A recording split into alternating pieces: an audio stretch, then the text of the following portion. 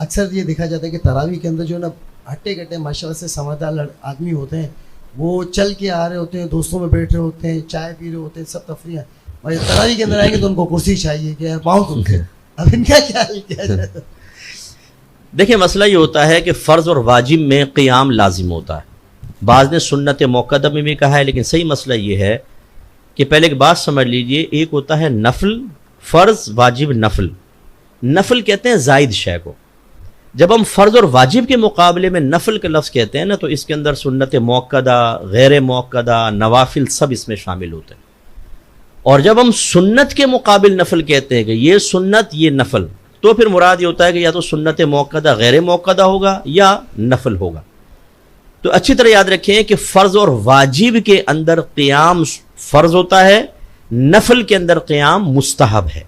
تو اب نفل چونکہ فرض اور واجب کے مقابل لا رہے ہیں، تو چاہے سنت موقدہ ہو، غیر موقدہ ہو یا نوافل ہو، بلا عذر بیٹھ کے بھی پڑھ سکتے ہیں. لیکن بلا عذر جب آپ بیٹھ کے پڑھیں گے تو نصف ثواب ہوگا. اس لیے جب تک کھڑے ہو کر پڑھا جا سکتا ہے تو یہ سعادت کی بات ہے. میدان محشر میں آدمی پچھتائے گا کہ یار میں نے کیوں سستی کر کے بیٹھ کے پڑھا، ثواب کم ہوا. کیونکہ اتنے بڑے بڑے انعامات ہیں اور ایسے ایسے انعامات ہیں کہ آج اگر معمولی سمجھ کے اس کو چھوڑ دیا جائے تو مسئلہ ہوگا.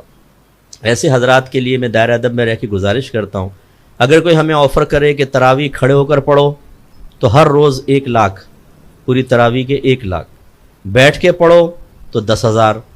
تو میرے خیال میں جو کرسی پہ بیٹھ کے پڑھتا ہے نا، وہ بھی کوئی بیساکھی ویساکھی لگا کے بولے گا کھڑے ہو کے پڑھ دو یار 1 لاکھ ملیں گے. بس یہ سوچ ہماری بدلنے کی ضرورت. جب آخرت ہمارے پیش نظر ان مالی معاملات سے زیادہ اہم ہو جائے گی، پھر انسان سب کرے گا. آپ بھی اسی دنیا میں رہتے ہیں، مسجد میں ایک بھی کرسی نہیں تھی. آج آپ دیکھیں کرسیوں کی لائنیں لگ گئی ہیں. مجھے تو لگتا ہے کہ جو کھڑے ہو کے پڑھنے والے ہیں وہ ایک وقت آئے گا باہر ہوں گے ساری کرسیوں پہ ویسے دندناتے پھر رہے ہوتے ہیں روڈ کے اوپر. بھائی تو بیٹھ کے چلو، اگر آپ کے ٹانگوں میں درد ہے آپ اور واقعی آپ کھڑے ہو کر نماز نہیں پڑھ سکتے ہیں تو آپ بیٹھ کے نماز پڑھیں، زمین پہ پڑھیں نا. کرسی کا کیا مطلب ہے؟ لیکن وہ کرسیوں کی عادت پڑ گئی ہے. تو یہ شرعی مسئلہ ایک بس یاد رکھیے گا، جو سجدے پر قادر نہ ہو اس سے قیام بھی ساقط ہو جاتا ہے.